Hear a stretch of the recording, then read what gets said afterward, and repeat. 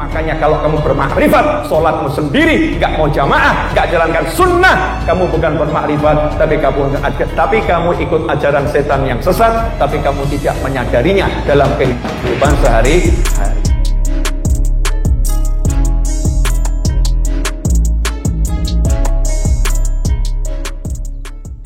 Kembalilah ke syariat dan ikutilah orang-orang yang berjalan di atas syariat. Thariqahnya para habaib dan para kiai itu jelas. Thariqahnya adalah Alkitab wa Sunnah, mengikuti Al-Quran dan Sunnah Nabi Muhammad SAW dengan cita rasa yang tinggi. Yang pengen saya sampaikan, jangan antum sok belajar ma'rifat. Ya, sok belajar ma'rifat, jangan.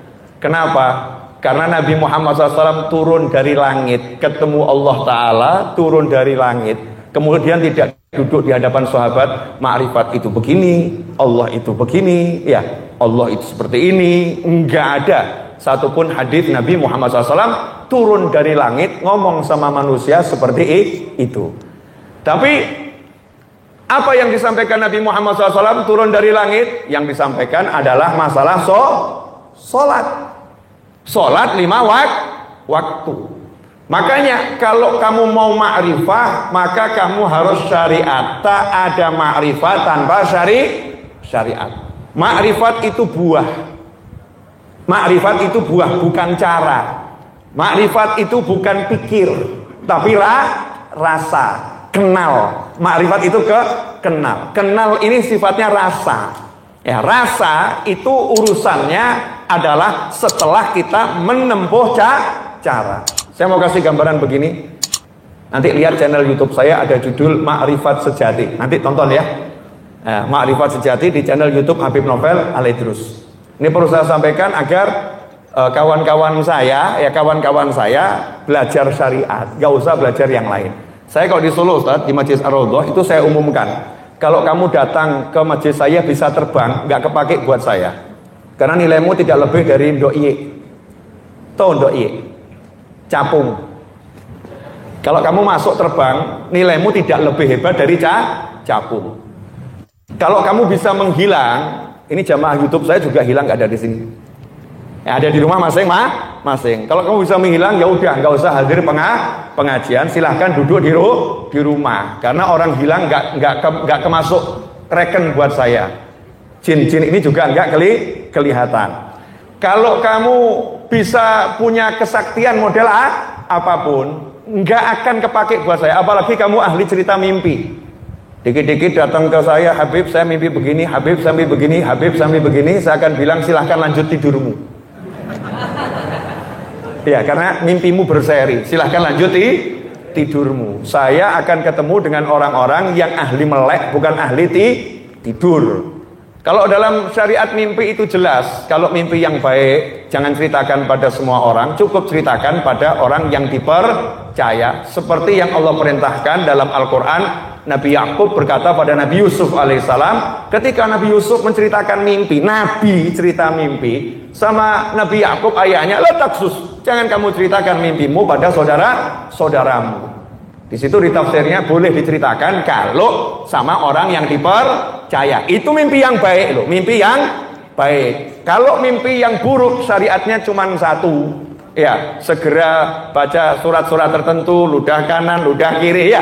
Setelah itu tutup mulut, nggak boleh ceritakan pada siapapun. Kita ini hidup di alam nyata. Ya, di alamnya nyata. Maka fokuslah belajar, cari ilmu. Nabi Muhammad SAW yang sudah ketemu Allah Ta'ala, sudah lihat surga, sudah lihat neraka. Rasul nggak banyak komentar tentang surga. Ada komentar tentang surga, tapi nggak banyak. Yang paling puncak ucapan beliau SAW, ma la ainun ra'at wala udhunun sami'at wala khatara ala qalbi bashar. Jadi yang paling maksimal. Al-Quran udah cerita tentang surga. Wah, ada wedang jahe. Makanya sekarang minuman favorit saya wedang jahe madu. Kenapa? Mengenang masa-masa di surga. Ya kita kenang di dunia dulu biar kita masuk. Ya wedang jahe madu. Jangan kemudian kamu bilang, Habib kalau gitu saya mau minum khamr, Habib. Ngawur kamu. Kalau khamr haram di dunia, nanti baru halalnya di surga. Nabi SAW menceritakan cara-cara hidup.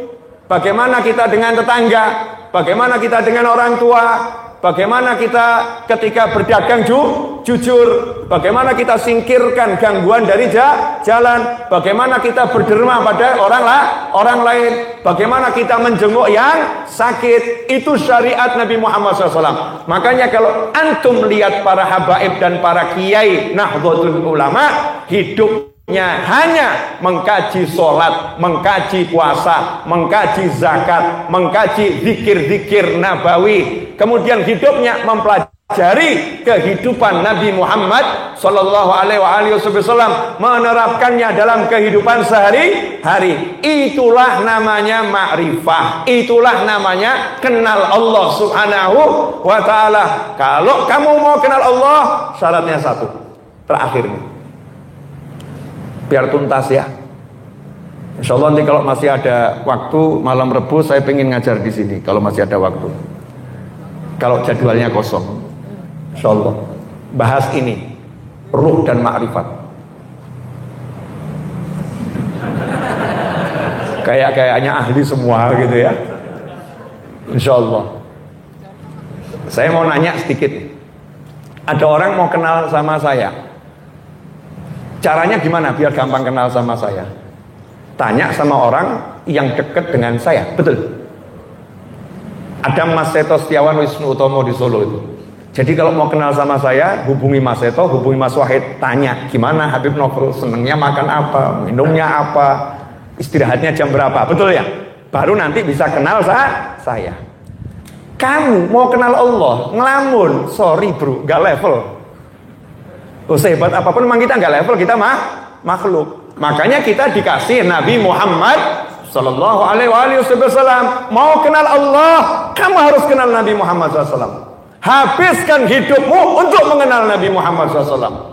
Karena itulah thariqahnya habaib, dikit-dikit Nabi Muhammad SAW, dikit-dikit salawat, dikit-dikit Rasulullah. Bagaimana Rasulullah makan, bagaimana Rasulullah tidur, bagaimana Rasulullah berjalan, bagaimana Rasulullah berdagang, bagaimana Rasulullah berkeluarga. Karena satu-satunya jalan mengenal Allah hanya lewat Nabi Muhammad SAW. Gak lewat Rasulullah, gak akan kenal Allah. Ngelamun orang yang bilang kenal Allah gak lewat Nabi Muhammad SAW. Jelas ya? Oke, super terakhir. Biar tuntas. Ya. Ma'rifat itu begini loh. Ma'rifat ya. Wah, Masya Allah, gaya aja nih. Judulnya Ma'rifat Sejati. Biar ditonton orang. Yang udah nikah angkat tangan, yang udah nikah. Saya biar tahu. Sudah turun. Yang belum nikah angkat tangan. Kok tadi waktu saya sudah nikah angkat tangan, gak angkat tangan, belum nikah juga gak angkat tangan, ini statusnya apa nih? Maaf ya, yang sudah nikah, yuk kita nostalgia. Orang nikah itu ada syariatnya, betul ya? Syariatnya apa? Ada wali, ada dua saksi, ada yang dinikahi. Jangan-jangan nikahnya sama cuman tokoh khayalan nanti. Ada yang dinikahi, kemudian ada ijab kabul, ada mahar. Itu syariatnya. Ada orang udah tahu syariatnya nikah, tapi nggak pernah ngelamar anak orang, nggak pernah ketemu wali, nggak pernah ketemu dua saksi, nggak pernah ijab kabul. Namanya apa itu? Ngelamun. Betul ya? Melamun. Nah, itu syariat. Thariqah itu mulai menjalankan syariat. Itu namanya thariqah. Oh, nikah. Cari dulu calon mertua. Cari dulu calon mertua. Oh, itu ada calon mertua. Berarti ada anaknya gitu ya. Anaknya real ada nih. Ceweknya ada. Ukhti ya. Ukhti. Ya. Ukhutnya ada gitu. Nyata. Nah, setelah ada nyata dilamar. Dilamar, ada tanggal pernikahan. Ini semua namanya thariqah. Kamu berjalan menuju acara pernikahan, kemudian kamu duduk di hadapan calon mertua yang jadi wali sahnya. Kemudian calon mertua mengatakan, saya nikahkan kamu bla bla bla bla. Setelah itu kamu ucapkan, saya terima nikah dan kawinnya bla bla bla bla. Ada 2 saksi, ada mahar. Itu namanya kamu baru menjalani thariqah nikah. Udah sampai hakikat makrifat belum? Belum. Apa itu hakikat dan makrifatnya? Hakikat makrifatnya masuk kamar, kamar dikunci, kemudian lampu dinyalakan atau dipadamkan terserah. Setelah itu kamu mulai tanganmu disenggol sama pasanganmu, dicium oleh pasanganmu. Itu awal-awal hakikat dan makrifat. Oh, gini rasanya. Itu awal permulaan hakikat dan makrifat. Nanti ada puncaknya yang nggak layak untuk disampaikan di pengajian. Iya, paham ya? Makanya kalau ada orang ngomongkan makrifat, tapi dia nggak sholat, ngomongkan makrifat, nggak belajar cara sholat, itu namanya melamun. Kalau ulama yang hakiki, para habaib dan para kiai, lihat duduknya. Syarat sahnya sholat, yang membatalkan sholat. Syarat sahnya wudhu, yang membatalkan wudhu. Kenapa? Ya ini namanya ilmu agar bisa bermakrifat. Sholatnya dijalankan sesuai syariat, maka akan mengecap buah. Nah itulah makrifah, itu buah. Makanya kita nggak akan bisa makrifah yang tinggi kalau kita nggak kenal Nabi Muhammad SAW. Sayyidatuna Aisyah radhiyallahu ta'ala menyatakan, kana khuluquhul Quran. Akhlaknya Nabi itu Al-Quran. Jadi kalau mau tahu Al-Quran, kamu pelajari akhlak Nabi Muhammad SAW. Kalau kamu nggak mau belajar akhlak Nabi, isyaratnya Sayyidatuna Aisyah begitu. Kalau kamu nggak mau belajar akhlak Nabi, kamu nggak akan pernah paham isi Al-Quran. Al-Qurannya ada 30 juz, kamu baca. Tapi kalau kamu nggak belajar akhlak Nabi, nggak akan pernah paham isinya Al-Quran. Kalau kamu pelajari hidup Nabi SAW, nanti kamu akan paham itu isinya Al-Quran. Jelas sampai di sini? Jelas?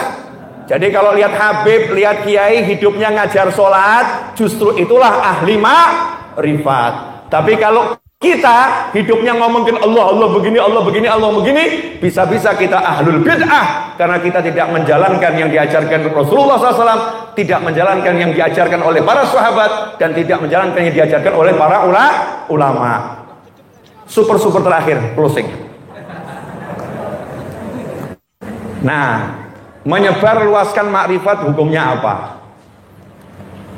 Saya mau nanya, hubungan suami istri itu halal atau haram? Hubungan suami istri halal atau haram? Halal. Kalau hubungannya di tengah jalan,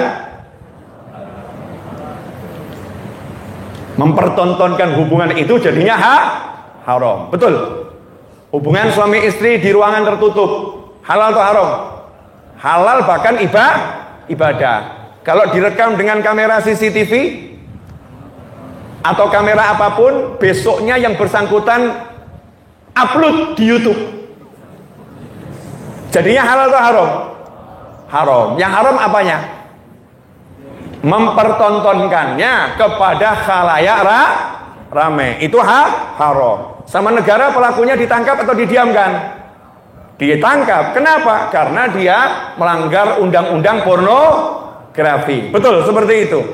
Nah, makrifat itu tidak untuk disampaikan. Apa yang udah ada dalam hatimu itu rahasia ilahi, tidak untuk disampaikan dan dijelaskan pada khalayak rame, tetapi itu untuk engkau nikmati bersama pasanganmu, bersama gurumu, bukan bersama orang lain. Makanya ahli-ahli makrifat itu selalu mengatakan buku ini haram untuk dibaca oleh orang-orang ini. Yang boleh baca buku ini hanya orang-orang tertentu. Ahli makrifat mengatakan kalau mau bahas makrifat itu pintu semua dikunci, kuncinya ditaruh di bawah paha, dan yang diajak bicara muridnya, dan itu murid yang senior, bukan sembarang murid. Kenapa? Karena Rasul bersabda SAW, qadibun nas ala qadri uqulihim. Kalau bicara dengan manusia sesuai tingkat akalnya. Nah, sementara yang dimiliki ahli ma'rifat ini cari kesepadanan akalnya itu tidak mudah, hanya orang-orang tertentu. Makanya Nabi Muhammad SAW dengan sahabat pun ma'rifatnya itu disalurkan dari hati ke hati dengan praktek sholat berjamaah setiap hari. Makanya kalau kamu bermakrifat, sholatmu sendiri, nggak mau jamaah, nggak jalankan sunnah, kamu bukan bermakrifat,